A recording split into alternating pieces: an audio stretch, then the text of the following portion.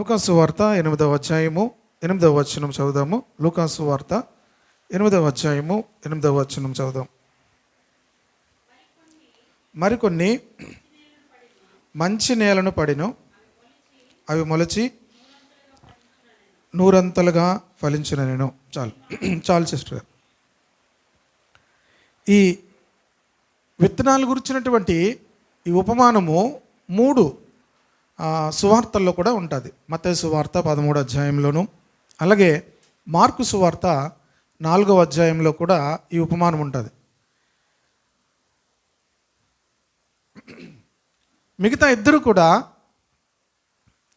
ఈ విత్తనాల గురించి చెప్పినప్పుడు 30 వంతులు 60 వంతులు 100 వంతులుగా ఫలిస్తారు అన్నాడు. లూకా రాసేటప్పుడు ఏమని రాశాడు? మరికొన్ని మంచి నేలను పడిను, అవి మొలచి 100 వంతులుగా ఫలించను. 30 లేదు, 60 లేదు. లూకా డైరెక్ట్గా అని చెప్పాడు, 100 వంతులుగా ఫలిస్తుంది అన్నాడు. ఇప్పుడు దేవుని బిడ్డలారా, లూకా యేసు ప్రభు యొక్క దినాల్లో ఉన్నటువంటి శిష్యుడు కాదు. లూకా ఒక వైద్యుడు, డాక్టర్. లిటరల్గా అతడు డాక్టర్. దేవుని ఎరిగిన తరువాత యేసు ప్రభువుని గురించి జరిగిన విషయాలన్నిటినీ కూడా చాలా చోట్లకు వెళ్ళి తెలుసుకొని తన యొక్క సువార్తను రాశాడు. అపోస్తలుల కార్యం రాసింది కూడా లూకా, వైద్యుడైనటువంటి లూకా.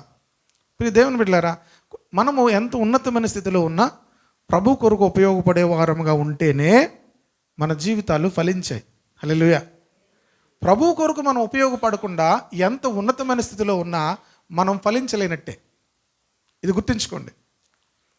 మనం ప్రభు కొరకు ఫలించకపోతే మనము ఫలించలేనట్టే. కనుకనే లూకా తన రాసినటువంటి సువార్తల్లో చాలా బాగుంటాయి తన మాటలు, రాసినటువంటి మాటలు.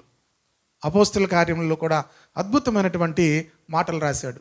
కనుక కొన్ని మంచి నేలను పడ్డాయి, అవన్నీ కూడా ఏమయ్యాయి? మొలిచి 100 వంతులుగా. కనుక విత్తనము ఎక్కడ పడింది అనే దానిని బట్టి ఫలించడము అనేది జరుగుతుంది.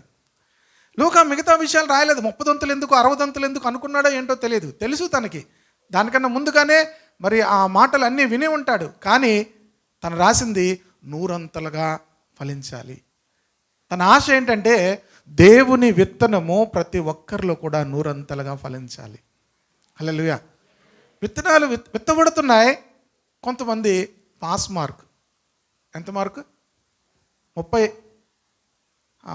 అండి, నాకు చాలు పాస్ మార్క్. ప్రియ దేవుని బిడ్డలారా, కొంతమంది అక్కడి నుంచి కొంచెం ఒక మెట్టు ఎదిగి ఫస్ట్ క్లాస్. ఎంత పర్సెంటేజ్? 60. ఇది 100%. ప్రియ దేవుని బిడ్డలారా, ఎక్కడ లోపం లేదు. 100 వంతులుగా దేవుని వాక్యానికి అంత శక్తి ఉందని తెలిసి లూకా రాశాడు. దేవునికి స్తోత్రం కలుగునుగా. మన జీవితాలు, మన హృదయాలు మంచి నేలగా మనం మార్చుకోగలిగితే నువ్వు 100 వంతులుగా ఫలిస్తావు. మీరు మంచి నేలలుగా మన హృదయాలు మార్చుకోకుండా మనం వాక్యం వింటే ఫలించలేని స్థితి కూడా ఉండొచ్చు. మన బాధ్యత దేవుని వాక్యము కొరకు మన హృదయాలను మంచి నేలగా మార్చుకోవాలి. హల్లెలూయా.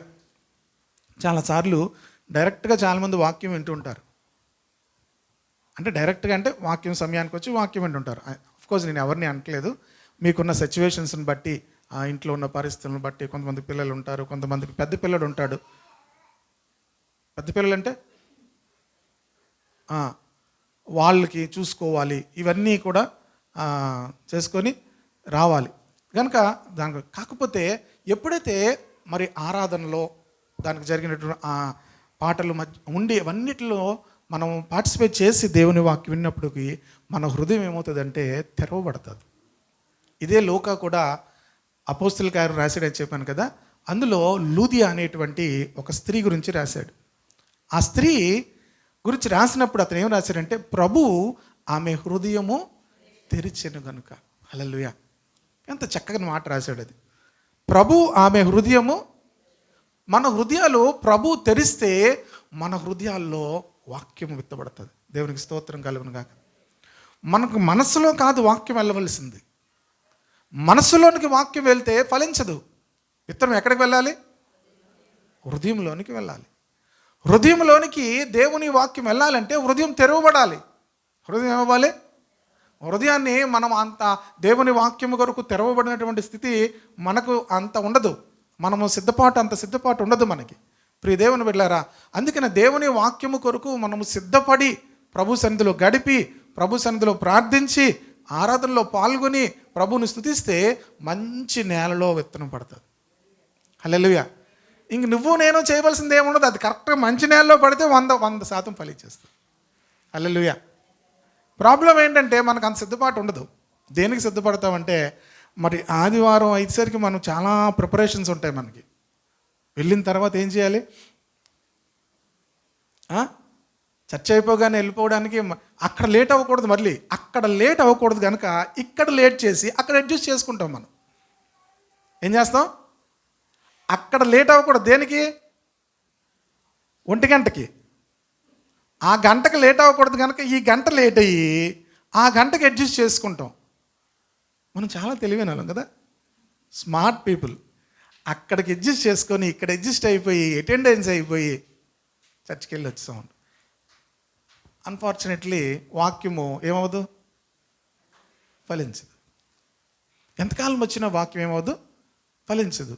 వాక్యము నూరంతలుగా మన జీవితాల్లో ఫలించాలని దేవుని ఆత్మ ఆశపడుతుంది. హల్లెలూయా. మీరు ఎంతకాలం దేవుని సన్నిధికి వచ్చినా వాక్యము ఫలించకపోతే ప్రియ దేవుని బిడ్డలారా, నూరంతలుగా. ఈరోజు నేను ఎక్కువ సమయం చెప్పను కానీ కొన్ని మాటలు మీకు అలా క్లుప్తంగానే చెప్తాను. 15వ వచనం చదువుదాం. అదే అధ్యాయము 15వ వచనం. మంచి నేల నుండి విత్తనమును పోలిన వారు ఎవరనగా యోగ్యమైన మంచి మనసుతో వాక్యము విని దానిని అవలంబించి. ఈ మంచి నేలను వారు ఎవరంటే చెప్తున్నాడు అక్కడ, మంచి నేలను కొన్ని విత్తనాలు పడ్డాయి అన్నాడు కదా. ఈ మంచి నేల అనేటువంటి వారు ఎవరంటే యోగ్యమైన మంచి మనస్సుతో వాక్యం వినేవారు. వాక్యం వినేటప్పుడు యోగ్యమైన మంచి మనస్సుతో వినాలి. వాక్యమును చాలా మంచి మనసుతో వినాలి. ప్రియ దేవుని బిడ్డలారా, ఆ మంచి మనస్సుతో నువ్వు వాక్యం వింటున్నప్పుడు ఆ వాక్యము నీ హృదయంలో లోతుగా నాటబడుతుంది. నీ జీవితంలో 100-fold ఫ్రూట్ అనేది నువ్వు చూస్తావు. హల్లెలూయా. మన జీవితాల్లో ఆ 100 ఫలము చూడాలంటే మన మనస్సు యోగ్యమైనటువంటి మంచి మనస్సు మనకు కావాలి. దేవునికి స్తోత్రం కలుగును గాక. ఆ మనస్సు రావాలి అంటే ప్రియ దేవుని బిడ్డలారా, మనము దేవుని సన్నిధిలో ముందుగా దేవునికి మనకు ఉండే మధ్యలో ఉండేటువంటి అన్నింటినీ కూడా సరి చేసుకోవాలి, శుద్ధి చేసుకోవాలి. ప్రభు సన్నిధికి వచ్చేటప్పుడే మనం ప్రభు యొక్క రక్తముతో మన హృదయాలను శుద్ధి చేసుకోవాలి, మన మనస్సులను శుద్ధి చేసుకోవాలి. నీ వాక్యము నా జీవితంలో ఏమవ్వాలి? ఫలించాలి ప్రభువా అని చెప్పి మనము సిద్ధపడి వచ్చినప్పుడు మంచి మనసుతో దేవుని సన్నిధికి వస్తున్నాము. అంతేకాదు, దానిని విని ఏం చేయాలి? దానిని అవలంబించాలి. వాక్యము వినేతో ఆగిపోతే బైబిల్లో ఇంకొక మాట ఉంది, వాక్యం విని దానిని అవలంబించకపోతే, దాని ప్రకారము చేయకపోతే ఇసుక మీద తన ఇల్లు కట్టుకుని వారిని పోలి ఉంటాడు. దేని మీద కట్టుకుని వారిని పోలి ఉంటాడు? చాలామంది వాక్యం వింటారు, వాక్యం బాగుందంటారు, వాక్య ప్రకారముగా చేయరు. శుక్రవారము నేను ఫ్యామిలీ ప్రేయర్ గురించి చెప్పాను. చిన్న సాక్ష్యం ఆయన చెప్పారు. ఉదయాన్నే మేమందరం కలిసి ప్రార్థన చేసుకున్నాము. నేను కూడా మరి బ్రదర్ కోసం ప్రేయర్ చేశాను. ప్రభు, అంత దూరం నుంచి వచ్చారు ప్రభు, వాళ్ళకి సమయం వేస్ట్ అవ్వకూడదు, వాళ్ళు వెళ్ళిన పని సఫలం చేయి ప్రభు అని నేను కూడా ప్రేయర్ చేశాను. మనం కుటుంబ ప్రార్థన, మరి నేను ఆ రోజు వచ్చిన వాళ్ళు ఎంతమంది ప్రార్థన చేసి ఉంటారు? మరలా ఫ్యామిలీ ప్రేయర్ వెరీ గుడ్. కొంతమంది చాలా బాగా చెప్పారు పాస్టర్ గారే. ఏంటి పాస్టర్ గారు చాలా బాగా చెప్పారు. ఇప్పుడు మీ మార్కులు నాకెందుకు? మీ మార్కులు నాకెందుకు? ఎవరు మార్కులు ఎవరికి? మనకు ముందు మనం వేసుకోవాలి మార్కులు. మనం ఇతరులకు మార్కులు వేయడం కాదు, మనకు మనం వేసుకోవాలి. మీకు ఇప్పుడు ఎన్ని వేయాలి మార్కులు?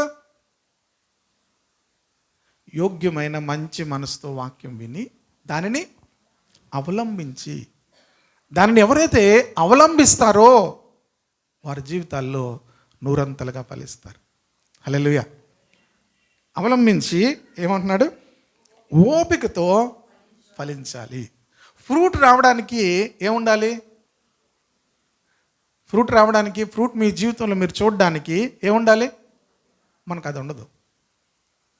కనుక దేవుడు ఏం చేస్తాడంటే మనకు ఓపిక నేర్పిస్తాడు. ఓపిక చాలామందికి ఏముండదంటే ఓపిక ఉండదు. వెంటనే ఏమవ్వాలి? చూడండి, మీకు వెంటనే మనకు జరగలేదు అనుకోండి, మీ ఫోన్, మీరు ఎవరికో ఫోన్ చేశారు, ఫోన్ ఎత్తలేదు, మీరు ఏమవుతారు చెప్పండి? చెప్పాలి అందరూ, మీరే కాదు నాతో కలిపి. నా ఫోన్ ఎత్తలేదు ఎవరో, వెంటనే మన నోట్లో ఏమొస్తుంది చెప్పండి? ఈడేవాడేసు ఇప్పుడు ఫోన్ ఎత్తడు ఏమంటాడు? ముందు ఏమొస్తుంది చెప్పాలి? వెంటనే మన నోట్లోంచి ఏమొచ్చేస్తుంది? కోపం. ఇక ఫోన్ ఎత్తలేదు, ఆ మరుసటి రోజు వరకు కూడా చేయకపోతే ఏంటి? మరుసటి రోజు మనకు, మొన్న మీకు ఫోన్ చేశాను చూడలేదా? చేశారా? చూడలేదండి అంటే, అయ్యో నేను చూడలేదండి అంటే, ఆహా చూడలేదా? ఇంకా మన యొక్క ఏమవుతుంది? నేను జస్ట్ ఫోన్ గురించే చెప్పాను, ఓపిక గురించి నేను చెప్తున్నా. మెనీ టైమ్స్ మనకు ఓపిక చాలా కష్టం మనకి. మనం అసలు అనుకున్నది జరగకపోతే మనం చూడాలండి ఎలాగుంటామంటే అసలు మామూలుగా ఉండం. క్రైస్తవ జీవితంలో ఫ్రూట్ఫుల్ లైఫ్ మనం అనుభవించాలంటే మన జీవితాల్లోకి ఏమి రావాలి?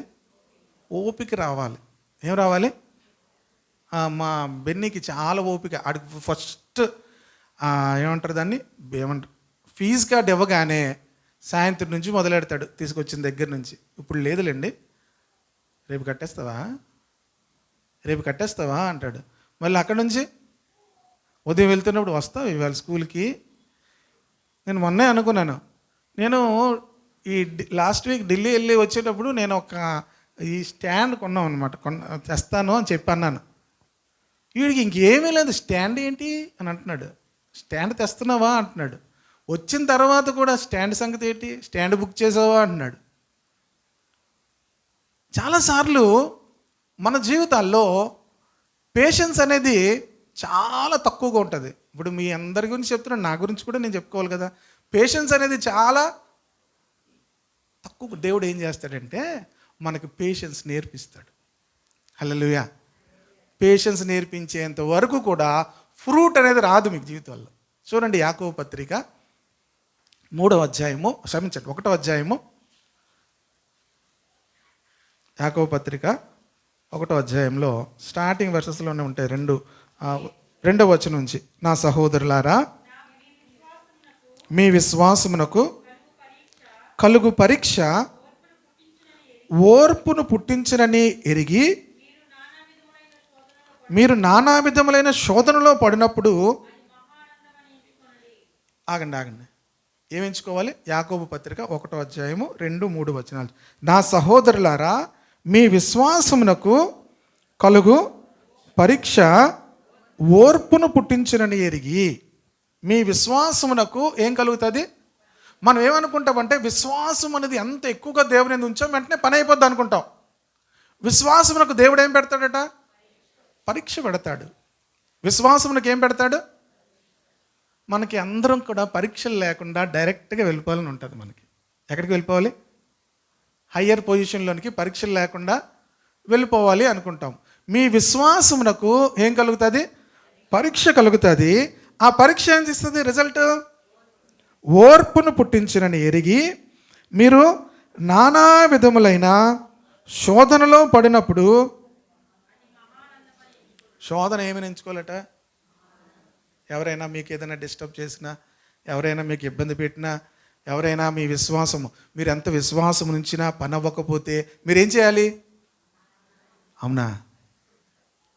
మహా ఆనందం వస్తుందా? మహా కోపం వచ్చేస్తుంటుంది. ఏమవుతుంటుంది మనకి? అప్పుడు అనుకోవాలి, నాకు ఏం లేదు, ఓపిక లేదు, నాకు ఏం లేదు, ఓపిక నాలో లేదు. గనక ఓపిక లేదంటే నాకేం లేదు, నూరంతల ఫలము నా జీవితంలోనికి రాదు. అక్కడ మహానందం అని ఎంచుకోండి అని ఎందుకు అన్నాడంటే, బాబు నెక్స్ట్ లెవెల్ నీకు ఓపికలోనికి వెళ్తావు. నీ విశ్వాసమునకు పరీక్ష ఓర్పును పుట్టిస్తే ఆ ఓర్పు నీ జీవితంలో 100 ఫలము తీసుకొస్తుంది.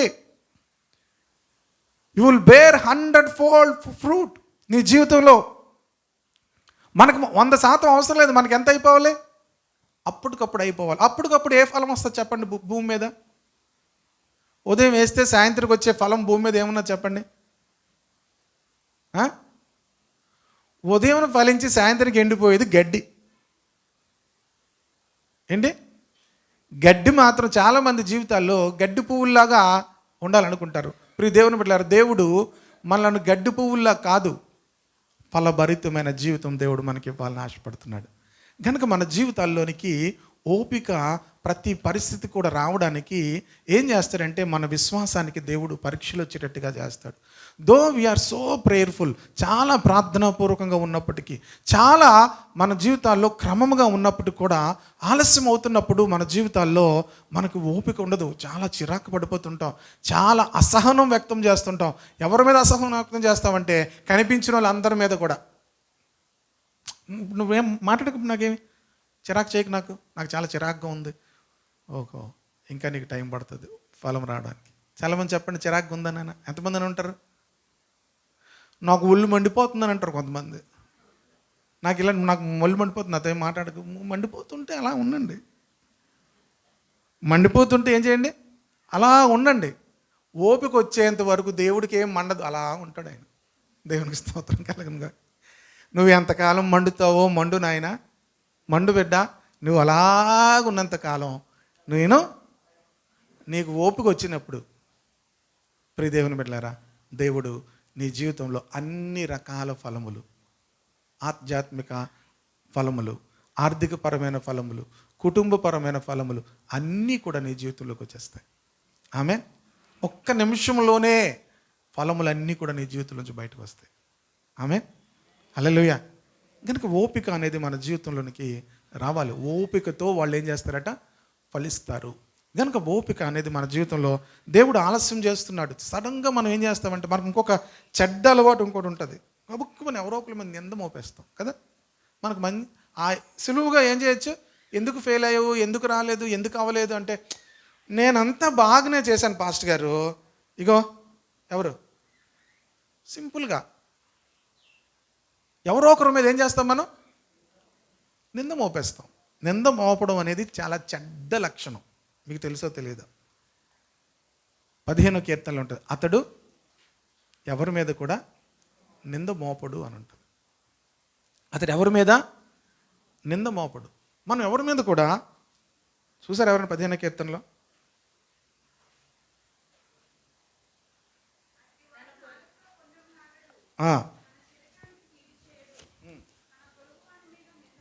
ఆమె తన పొరుగు వాని మీద నింద మోపడు. దేవునికి స్తోత్రం కలుగును గాక. దేవుని బిడ్డలైన వారు ఎప్పుడూ కూడా ఎవరి మీద కూడా ఏం చేయకూడదు? ఇది గ్రేటెస్ట్ హైయెస్ట్ క్వాలిటీ. దేవునికి స్తోత్రం కలుగును గాక. ఎవరి మీద కూడా ఏం చేయకూడదు?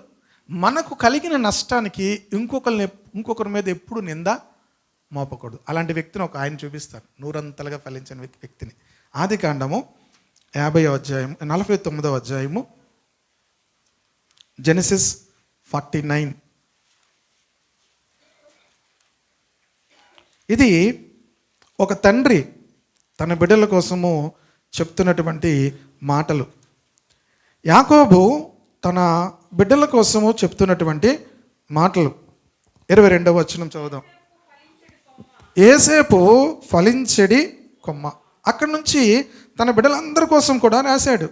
రూబేను, షిమ్యోను, యూదా, జెబులూను, ఇస్సాకారు, దాను, ఆషేరు, నఫ్తలి. తర్వాత యోసేపు గురించి రాస్తున్నాడు. యోసేపు ఫలించెడి కొమ్మ. యోసేపు జీవితంలో మనం ఏం చూస్తామంటే ఎవరి మీద కూడా నింద మోపలేదు. హల్లెలూయా. యోసేపు ఎవరి మీద కూడా ఏం చేయలేదు? నింద మోపలేదు. కొంతమందికి ఇంకా పూర్తిగా దేవుని మీద కూడా నింద మోపుతారు స్పెషలిస్టులు. డైరెక్ట్గా లూసిఫర్ యొక్క సొంత రిలేటివ్స్ అనమాట వాళ్ళు. లూసిఫర్కి దగ్గర సంబంధస్తులు. ఇది మరి వాళ్ళకి మరి ఎలా సంబంధం కుదురుతుందో మనకు తెలియదు, కానీ పెళ్లి సంబంధం ద్వారా కుదిరిందో లేకపోతే రక్త సంబంధమో మనకు తెలియదు, కానీ డైరెక్ట్ దేవుడి మీద నింద మోపుతారు. సాతానుడు దేవుడి మీద కూడా నింద మోపేవాడు. ప్రియ దేవుని బిడ్డలారా, దేవుని మీద కూడా నింద మోపుతారు. దేవుడు ఏం చేశాడండి అంటారు. సో వాళ్ళకి డైరెక్ట్ రిలేషన్ అన్నమాట వాళ్ళు. కనుక యేసేపు ఎవరి మీద కూడా ఏం చేయలేదు, నింద మోపలేదు. హల్లెలూయా. తనను తోసేసిన వారి మీద, తనను గోతులోకి తోసేసిన వారి మీద నింద మోపలేదు. అన్యాయముగా జైలుకి పంపించిన వారి మీద నింద మోపలేదు. ప్రియ దేవుని బిడ్డలారా, తన దగ్గర నుంచి మేలు పొంది తన గురించి పట్టించుకొని వారి మీద నింద మోపలేదు. ఎవరి మీద కూడా నింద మోపలేదు. కనుక యేసేపు గురించి ఫస్ట్ మాట ఏం చెప్పాడు వాళ్ళ తండ్రి? యేసేపు ఫలించడి కొమ్మ. నాకు 12 మంది పిల్లలు ఉన్నారు, ఒక కొమ్మ ఫలించడి కొమ్మ. దేవునికి స్తోత్రం కలుగును. ఒక తండ్రి తన కుమారుడు గురించి చెప్తున్నాడు, నాకు ఒక కుమారుడు ఉన్నాడు. 12 మంది కుమారులు ఉన్నారు, అందులో ఒక ఫలించడి కొమ్మ ఉంది. దేవునికి స్తోత్రం కలుగును గాక. మన జీవితాల్లో ఫలించడి కొమ్మగా మనం ఉండాలి. ఎవరి మీద కూడా నింద మోపకూడదు. ఓపిక ఉండాలి. మౌనముగా దేవుని యొక్క నడిపింపు కొరకు మనము వేచి ఉండి, ప్రియ దేవుని బిడ్డలారా, మనం కనిపెట్టుకున్నప్పుడు మనము ఫలించడి కొమ్మగా మన గురించి మన కుటుంబస్తులు, తన తండ్రి చెప్తున్నాడు. దేవునికి స్తోత్రం కలుగును గాక. ఇప్పుడు నేను మీ గురించి చెప్పడం వేరు, మీ ఇంట్లో వాళ్ళు ఏం చెప్తారు మీ గురించి? అందుకే మనం చాలాసార్లు ఏదైనా, నాకు ఒక చెడ్డ గిఫ్ట్ ఉంది, నాకు మొన్నే తెలిసింది. ఏంటి ఆ గిఫ్ట్ అంటే, మొన్న నేను ఒక చర్చ్లో వాక్యం చెప్పడానికి వెళ్ళాను. ఒక లాస్ట్ జనవరి మంత్లో సంక్రాంతి రోజు. అక్కడ అన్న నన్ను వాక్యాన్ని పిలిచిన అన్న వాక్యం చెప్పమన్నాడు. నేను అందులో ఒక విషయం చెప్పాను. చెప్పేసరికి ఇలా చూస్తున్నాడు. బయటకు వచ్చాక అన్నాడు, తమ్ముడు నేను వాళ్ళని ఏదన్నా నువ్వు అదన్నావు, నేనేదో నీకు చెప్పించి ఆ పాస్టర్ గారు నేనేదో నీకు చెప్పించినట్టు చెప్పావేడు తమ్ముడు అంటున్నాడు. నాకేంటి తెలుసు అన్న నువ్వు అది చెప్పావని అంటే, ఎగ్జాక్ట్ చెప్పావు తమ్ముడు. ఏమవుతుంది నాకు అప్పుడు అనుకున్నాను, నాకు ఇది ఒక వరం ఉంది, ఇది చాలా చోట్ల జరుగుతుంది, దానివల్ల నాకు బోల్డ్ ఇబ్బంది కలుగుతుంది అన్న, మరి నన్ను ఏం చేయమంటావు అన్నాను. సరే ఏం చేస్తాం, దేవుడు మళ్ళీ మాట్లాడాడు అనుకోవాలి. వాళ్ళు ఏమనుకుంటారో ఏటో నా గురించి, వాళ్ళని పిలిచి చెప్పించినట్టు ఉంది నాకు అన్నాడు. వాళ్ళని ఎక్కడి నుంచో అచ్యుతాపురం నుంచి పిలిచాడు అనమాట, వాళ్ళని గెస్టుల్ని పిలిస్తే ఆయన వాళ్ళతో ఏమన్నాడో, వాళ్ళని ఏమన్నారో అదే మాట నేను చెప్పాను. అది తప్పు అనే విషయం చెప్పాను అనమాట. నువ్వు కావాలని చెప్పినట్టు ఉంది తమ్ముడు, ఇప్పుడు ఎలాగా అన్నాడు. ఎలాగైతే నాకేంటి తెలుసన్నా, మరి దేవుడు చెప్పించాడు, నన్ను ఏం చేయమంటాను. దేవునికి స్తోత్రం కలుగును కాక. ఒకసారి భద్రాచలంలో వాక్యం చెప్తున్నాను. భద్రాచలంలో అక్కడ వాక్యం చెప్పాక ఆ పాస్టర్ గారు బెక్కైపోయాడు. బెక్కైపోయి కారు ఎక్కిన తర్వాత మాట్లాడ్డాయన, అయ్యగారు ఆయన నవీన్ లాజరస్ సార్ మన దగ్గరికి వచ్చారు కదా, అయ్యగారు అన్నాడు. ఆయన ఏమంటే చాలా పెద్ద తలకెనొప్పి వచ్చిందండి. ఏమంటే వాళ్ళ చర్చలో అదే సమస్య ఉంది, మీరు అదే చెప్పారండి. మొన్నే డిస్కషన్ అయింది లాస్ట్ వీక్. వాళ్ళ నాన్నగారు, అందులో ఒక ఎల్డర్ నాన్నగారు ఏం చేశారంటే, ఆయన రిటైర్ అయిపోయిన తర్వాత ఆ చర్చ్ అంతా ఆయన కట్టించాడట. చర్చ్ అంతా కట్టించిన తర్వాత ఇప్పుడు పాస్టర్ గారికి ఆయనకి పడట్లేదు. పాస్టర్ గారికి ఆయనకి ఏమైంది పడట్లేదు. నెమ్మదిగా ఆయన ఆ విషయం గురించి డిస్ప్యూట్స్ వస్తున్నాయి, సంఘం అంతా చీలిపోయేటట్టు ఉంది. నేను వెళ్ళగానే ఏం చెప్పి, ఎవడైనాను దేవుని సంఘమును పాడు చేస్తే వాడిని పాడు చేస్తాడని చెప్పాను నేను. నాకేమో నాటుకోడి భోజనం పెట్టారు వాళ్ళు. ఏంటి ఇప్పుడు ఎలా ఉంటుంది? వాళ్ళు నన్ను తీసుకొచ్చిన వాళ్ళు ఏమనుకుంటారు, కావాలని చెప్పించాడు అనుకుంటారు లేదా? నాకు అనుకున్నాను, నాకు వరం ఉంది, మరి ఆ వరం అప్పుడప్పుడు పనిచేస్తుంటుంది, ఎక్కువగా చాలా చర్చిల్లో పనిచేస్తుంటుంది. నాకు మొన్న డిసైడ్ అయిపోయాను, నాకు ఆ వరం దేవుడు ఇచ్చాడని. ప్రైజ్ ది లార్డ్, హల్లెలూయా. కనుక మీ గురించి ఎవరు నాకు చెప్పరు, కానీ అవి అలా వస్తూ ఉంటాయి. తండ్రి తన కుమారుని గురించి ఏమన్నాడు? ఫలించుడు కొమ్మ. ఇంకేమన్నాడు? ఓట యొద్ద ఫలించడి కొమ్మ, దాని రెమ్మలు గోడ మీదకి ఎక్కి వ్యాపించును. Hallelujah. What a wonderful statement. తన కుమారుని గురించి చెప్తున్నాడు. యేసేపు గురించి యాకోబు చెప్తున్నాడు. మన గురించి మన ఇంటి వారు చెప్పే సాక్ష్యం. ప్రియ దేవుని బిడ్డలారా, మనం ఎవరో గబుక్కుని మనం ఎవరైనా ఎలాగేదనంటే, ఇప్పుడు సామ్యాలు షకీని అనుకోండి, మరి వాళ్ళిద్దరి గురించి చెప్దాం. అన్నీకి చెప్పావా అని సామ్యాలు అన్నీకి చెప్పావా అన్నీకి ఎలా చెప్పాడు మరి ఆ మాట? ప్రియ దేవుని బిడ్డలారా, ఇవన్నీ పక్కన పెట్టండి. మంచి సాక్ష్యం మన ఇంటివారు, తన తండ్రి ఏం చెప్తున్నాడు? నా కుమారుడు ఫలించడి కొమ్మ. అలాగ మన ఇంటివారు మన గురించి ఒక మంచి సాక్ష్యము చెప్పేటట్టుగా మన జీవితం ఉండాలి. ఆమె తన తండ్రి చెప్తున్నాడు యేసేపు గురించి, నా కుమారుడు ఫలించడి కొమ్మ, ఊట యొద్ద ఫలించడి కొమ్మ, దాని రెమ్మలు గోడ మీదకి ఎక్కి వ్యాపించును. ఇంకా చెప్తాను చూడండి, నీకు అలా కిందకి వెళ్ళిపోతున్నాను, 24 మధ్యలో చదువుతున్నాను. నీకు సహాయము చేయు నీ తండ్రి దేవుని వలనను పైనుండి మింటి దీవెనలతోనూ క్రింద దాగి ఉన్న అగాధ జలముల దీవెనలతోనూ స్తనముల దీవెనలతోనూ గర్భఫలముల దీవెనలతోనూ నిన్ను దీవించు సర్వశక్తుని దీవెన వలనను అతని బాహుబలము దిట్టపరచబడును. యేసేపు గురించి తన తండ్రి చెప్తున్నాడు, నీ తండ్రి దేవుని వలన పైనుంచి దీవెనలు నీ మీదకి వస్తాయి. 100% ఫలించే వారి జీవితాల్లో ఇలాంటి మాట. తన తండ్రి దీవించడం కాదు, నీ తండ్రి దేవుడు పైనుంచి నీకు ఈ దీవెనలు ఇస్తాడు. హల్లెలూయా. బలవంతంగా మనం దీవెనలు చెప్పించుకోవడం కాదు, బలవంతంగా మన గురించి మనము మంచి మాటలు చెప్పించుకోవడం కాదు. ప్రియ దేవుని బిడ్డలారా, ఇక్కడ చెప్తున్నాడు, నీ తండ్రి దేవుని వలన పైనుంచి నీకు దీవెనలు వస్తాయి. Because you are so patient. నువ్వు ఎవ్వరి మీద నింద మోపలేదు. నాకు తెలుసు నీ అన్నదమ్ములు నీ పట్ల ఎలా ప్రవర్తించారో. You never complaint. నువ్వు ఎప్పుడూ కూడా కంప్లైంట్ చేయలేదు. కనుక నీ తండ్రి దేవుడు పైనుంచి దేవుడు నిన్ను దీవిస్తాడు. హల్లెలూయా. మన జీవితాల్లో దేవుని వాక్యం మంచి నేలను పడితే పైనుంచి మన తండ్రి, మన పరలోకపు తండ్రి మనల్ని దీవిస్తాడు. హల్లెలూయా. తల్లిదండ్రులు దీవించవచ్చు, కానీ పరలోకంలో నుంచి వచ్చే తండ్రి దీవెన మనం పొందుకోవాలి. ఆమె హల్లెలూయా. ఫలించడి కొమ్మగా ఉండాలి. ప్రియ దేవుని బిడ్డలారా, అన్ని దీవెనలు కూడా అక్కడ రాసేశాడు. నీ పూర్వీకుల దీవెనలు చిరకాల సంవత్సరముల కంటే హెచ్చుగా ప్రబలమవుతాయి. అవి యేసేపు తల మీదను చూడండి, తన సహోదరులోంచి వేరుపరిచేశారు తన్ని. ఆ యొక్క బాధ తను ఎప్పుడు వ్యక్తం చేయలేదు కనుక అతని మీదకి, అతని నెత్తి మీదకి ఇవన్నీ వస్తాయి అంటున్నాడు. హల్లెలూయా. మరొక మాటలు కూడా మీకు చూపిస్తాను. ద్వితీయోపదేశకాండము డిట్రోనమీ అని ఉంటుంది ఇంగ్లీష్లో, 32nd చాప్టర్, 33rd చాప్టర్ చూద్దాము. 33వ అధ్యాయము 13వ వచనం నుంచి యేసేపును గురించి దైవజనుడైనటువంటి మోషే చెప్తున్నాడు. ఎప్పుడు కూడా మన జీవితాల్లో ఇద్దరు దీవెనలు ఉండాలి. మన ఇంటి వారు మన గురించి మంచి మాట చెప్పాలి. రెండవది, మనలను నడిపించే దైవజనుడు చెప్పాలి. మోషే ఎవరు? మోషే గురించి దైవజనుడైన మోషే, దైవజనుడైనటువంటి మోషే. యాకోబు తన యొక్క 12 మంది కుమారులను దీవించాడు. రెండవది ఎవరు దీవిస్తున్నారు? దైవజనుడైనటువంటి మోషే దీవిస్తున్నాడు. ప్రియ దేవుని బిడ్డలారా, కొన్నిసార్లు దైవజనుడు దీవించిన ఇంట్లో వాళ్ళు తిట్టుకుంటారు. మీకు ఏడు తెలుసు మాస్టర్ గారు, ఎలాగ ఉంటుందో అమ్మాయి, ఎలాగ ఉంటుందో అమ్మాయి, ఏం చేస్తుందో, కోళ్ళు ఎలాగుంటుందో అని కొంతమంది చెప్తుంటారు.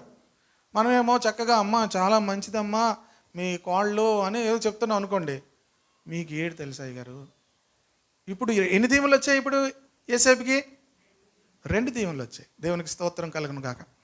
చెప్తున్నాడు చూడండి యేసేపుని గురించి, ఆకాశ పరమార్థం వలన, మంచు వలన, క్రింద కృంగి ఉన్న అగాధ జలముల వలన, సూర్యుని వలన కలుగు ఫలములలోని శ్రేష్ఠ పదార్థముల వలన, చంద్రుడు పుట్టించు శ్రేష్ఠ పదార్థముల వలన, పురాతన పర్వతముల శ్రేష్ఠ పదార్థముల వలన, నిత్య పర్వతముల శ్రేష్ఠ పదార్థముల వలన, సంపూర్ణముగా ఫలించు భూమికి కలిగిన శ్రేష్ఠ పదార్థం వలన యెహోవా అతని భూమిని నాయన ఎన్నిసార్లు రాశాడు చూడండి, శ్రేష్టం శ్రేష్టం శ్రేష్టం శ్రేష్టం అని.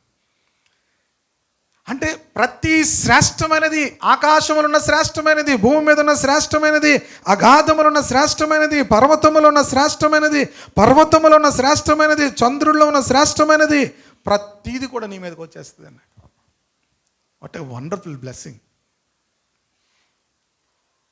మీరు ఇంటికి వెళ్ళిన తర్వాత అవి చదవండి. ఇక ప్రపంచంలో పైన కింద ఎక్కడ ఏది శ్రేష్టం ఉన్నా అది నీ తల మీదకి వస్తుంది. అంత శ్రేష్టమైన దీవెన మన జీవితాలనికి రావాలంటే ఓపిక ఉండాలి. ఏముండాలి? నిందించకూడదు ఎవరిని కూడా. మనం ఎన్నిసార్లు ఎంతమందిని నిందించుంటామో. మన ఆఫీసర్స్ నిందిస్తాం, మన కొలీగ్స్ నిందిస్తాం, మన పక్కింటి వాళ్ళు నిందిస్తాం. ఇంకెవరు నిందిస్తారు? ఇంక మనకి దేనికైనా బజార్కి వెళ్తారు, పుచ్చి వంకాయలు తెచ్చుకుంటారు, పుచ్చి వంకాయలు మరి ఏలే ఎంచుకుంటారు, మళ్ళీ ఏలే ఎంచుకుంటారు. ఒకసారి నేను వంకాయలు తీసిన తర్వాత ఆయన పుచ్చి ఉందని అంటే, నువ్వే కదా బాబు ఎంచుకున్నావు అంటది ఆవిడ. అదేనమ్మా, అదే తప్పు. దానికి కూడా మనం వాళ్ళ మీద వేస్తాం. ఇప్పుడు ఎంచుకున్నది ఎవరు? నేనే గబుక్కుని వేసిన తర్వాత ఇలా చూస్తే పుచ్చు, అమ్మ ఇది మార్చుకుంటానమ్మా అంటే, నువ్వే కదా బాబు చూసుకున్నావు, మార్చుకో అంటది అనమాట. చాలాసార్లు మనం చేసిన తప్పు కూడా ఎవరో ఒకళ్ళ మీద నిందిస్తాం. ఇప్పుడు దేవుని బిడ్డలారా, ఓపిక మన జీవితాల్లోనికి వస్తే శ్రేష్టమైనటువంటి ఫలములన్నీ కూడా దేవునికి ఇస్తాడు. హల్లెలూయా. శ్రేష్టమైనవి ఏం దీవించాడండి దైవజనుడు మోషే. బలవంతంగా మీరు నాకు చెప్పిస్తే వస్తాయి అవి. తన హృదయము యోసేపును బట్టి ఎంత సంతోషించిందో మోషే రాశాడు ఆదికాండం. యోసేపు జీవితం గురించి మోషే రాశాడు. ఎంత సంతోషించాడో యోసేపుని గురించి. ఆదికాండంలో ఉన్న వ్యక్తులందరి గురించి రాసినప్పుడు యోసేపుని గురించి ఎంత తన హృదయం ఆనందించిందో. ఎవరికి మిమ్మల్ని చూసినప్పుడు దేవుని సేవకులకు ఆ సంతోషము కలిగినప్పుడు వారి నోట్లోంచి వచ్చే శ్రేష్టమైనటువంటి మాటలు మీ జీవితాల్లో శ్రేష్టమైనటువంటి వాటిని దేవుడు మీకు ఇచ్చేటట్లుగా చేస్తాయి. హల్లెలూయా. దేనిని బట్టి శ్రేష్టమైన మాటలు పలుకుతాడు? చక్కని ఆహారమును బట్ట, చక్కని ఆతిథ్యాన్ని బట్ట? ప్రియ దేవుని బిడ్డలారా, కాదు. యోసేపు జీవన విధానమును బట్టి దైవజనుడైన మోషే యోసేపును దీవించాడు. హల్లెలూయా.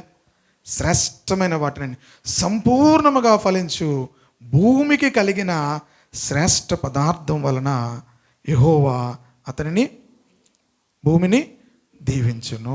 హల్లెలూయా. ప్రియ దేవుని బిడ్డలారా, నేను ముగించేస్తాను. సంపూర్ణమైన ఫలము మన జీవితాల్లోనికి రావాలి. లూకా అందుకే దేవుని వాక్యం ఎవరి హృదయాల్లో మంచి నేలలోనికి వెళ్తాదో మీరు చదువుతున్నప్పుడు, మీరు వింటున్నప్పుడు మంచి మనసుతో దేవుని వాక్యాన్ని వినాలి, వాటిని స్వీకరించాలి, వాటిని అవలంబించాలి. Just wait. అవలంబిస్తూ అలా వేచి ఉండండి, ఓపిక కలిగి ఉండండి. ప్రియ దేవుని బిడ్డలారా, నా తండ్రి దేవుని వలన నువ్వు దీవించబడతావు అన్నాడు యాకోబు. దైవజనుడు డైరెక్ట్గా చెప్తున్నాడు. దైవజనుడికి ఒక ఆధిక్యత దేవుడు ఇచ్చాడు. డైరెక్ట్గానే అతడు పలికిన మాట అతని జీవితంలో నెరవేరుతుంది కనుక చెప్తున్నాడు, భూమికి కలిగిన సంపూర్ణమైనటువంటి ఫలములన్నిటినీ కూడా సంపూర్ణంగా ఫలించు అన్ని శ్రేష్టమైన పదార్థములు కూడా దేవుడు నీకు అనుగ్రహించును అంటున్నాడు. ఆమేన్. హల్లెలూయా. మనందరి జీవితాల్లోనూ కూడా మనం ఎప్పుడైతే ఆ పేషెన్స్ని కలిగి వాక్యమును నమ్మి వాక్యమును మన హృదయంలో చేర్చుకొని వాక్య ప్రకారంగా మనం మార్చుకుంటూ ఉండాలి. వాక్యం మన జీవితాలను ఏం చేస్తుంది? మారుస్తూ ఉంటుంది. ప్రతిసారి వాక్యం వింటున్నప్పుడు ఇట్ చేంజెస్ అవర్ లైఫ్. మన జీవితాలు మార్చుకోవలసిన బోల్డ్ ఉంటాయి. మన జీవితాల్లో మార్చుకోవలసినవి ఎన్నో ఉంటాయి. అవి మార్చుకోవడానికి మనం ఇష్టపడుతుంటాం కదా. అప్పుడు దేవుడు ఏం చేస్తాడు తెలుసా? మనలను సంపూర్ణముగా ఫలింపచేస్తాడు. హల్లెలూయా. నీ జీవితంలో శ్రేష్టమైనటువంటి వాటి అన్నిటినీ కూడా నువ్వు అనుభవించగలుగుతావు. ఆమె సనుక్కోకూడదు, గొనుక్కోకూడదు. ఎవరి మీద కూడా ఎప్పుడు కూడా నింద మోపకూడదు. యోసేపు కంటే నింద మోపగలిగిన వారు ఎవరు ఉండరు. ఎందుకంటే మోపచ్చు, కారణం ఉంది. నా అన్నదమ్ములు నా తండ్రి ఇంట్లోంచి నన్ను తోసేశారు. తీరా అక్కడ పోతీఫర్ ఇంటికి వెళ్తే అక్కడ బాగుంది అనుకుంటే ఆ స్త్రీ నా మీద భయంకరమైన నింద వేసింది. అక్కడ నుంచి చెరసాల్లోకి వెళ్ళి అక్కడ ఇద్దరికి కళ్ళ దర్శనం చెప్పాను. నన్ను జ్ఞాపకం చేసుకోండి అని చెప్పాను. ఒక్కడు పట్టించుకోలేదు నన్ను. 2 సంవత్సరాలు పట్టించుకోలేదు. ఒకడు చచ్చిపోయాడు, ఒక అతను రాజుగారి దగ్గర పరిచయం చేస్తున్నాడు. కనీసం గుర్తు చేసుకోలేదు. 2 సంవత్సరాలు గుర్తు చేసుకోలేదు. ఇవన్నీ తన గొనుక్కోవడానికి చాలామంది గొనుక్కొని అలాగే ఉంటారండి. ప్రియ దేవుని బిడ్డలారా, దేవుని కొరకు మనం ఫలించాలి. ఆమె యేసేపును బట్టి దైవజనుడు ఆనందిస్తున్నాడు. యేసేపును బట్టి తన తండ్రి అంటున్నాడు, నా కుమారుడు ఫలించు కొమ్మ. 12 మంది కుమారులు ఉన్నారు నాకు, అందులో ఒక కుమారుడు ఫలించడి కొమ్మ. ప్రైజ్ ద లార్డ్, హల్లెలూయా. తన గురించి ఎంత సంతోషించి ఉంటాడో తండ్రి. నా కుమారుడు ఫలించడి కొమ్మ. దేవునికి స్తోత్రం కలుగును గాక. ఫలించడి కొమ్మగా మనం ఉండాలి. దేవునికి స్తోత్రం కలుగును గాక. హల్లెలూయా. ఇందాక బ్రదర్ జ్ఞాపకం చేసే కదా, ఆ పాటే పాడదాం. నా పరలోకపు తండ్రి వ్యవసాయకుడా, నా పరలోకపు తండ్రి వ్యవసాయకుడా, నీ తోటలోని ద్రాక్షవల్లితో నన్ను అంటుకట్టి నిరపరవా. నీ తోటలోని ద్రాక్షవల్లితో నన్ను అంటుకట్టి స్థిరపరచా. జ్యోతిర్మయుడా, నా ప్రాణ ప్రియుడా, స్తుతి మహిమలు నీకే. జ్యోతిర్మయుడా, నా ప్రాణ ప్రియుడా, స్తుతి మహిమలు నీకే. ఆత్మలో అనుక్షణం అతిశయము నీవే, నా ఆనందము నీవే.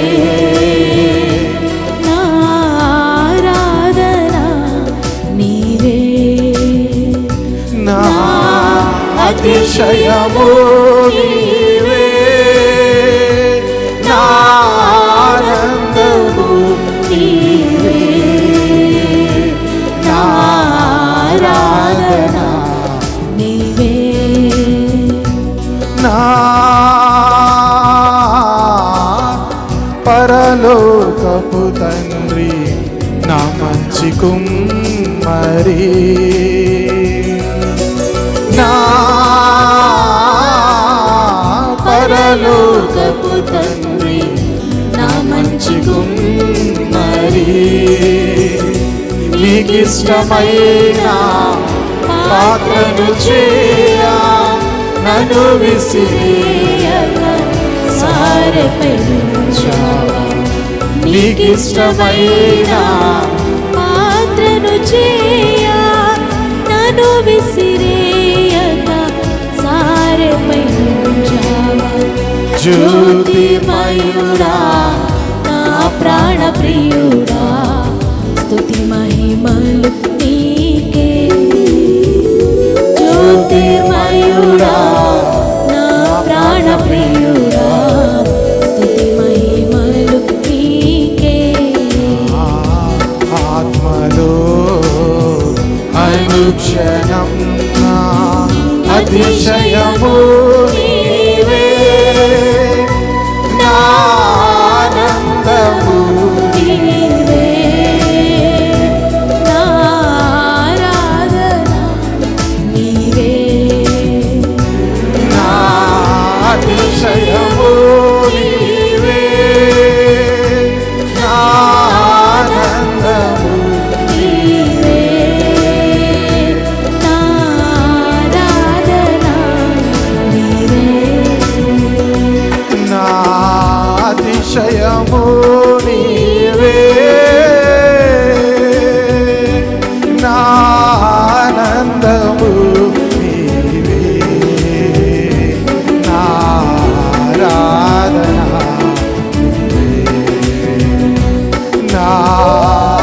ఆశ్రయము నీవే, నా ఆనందము నీవే, నా ఆరాధన నీవే. అందరూ కూడా ఒకసారి కళ్ళు మూసుకుందాము. ఈరోజు ప్రభు మనందరి జీవితాలను కూడా నూరంతలుగా ఫలించాలని ప్రభు ఆశపడుతున్నాడు.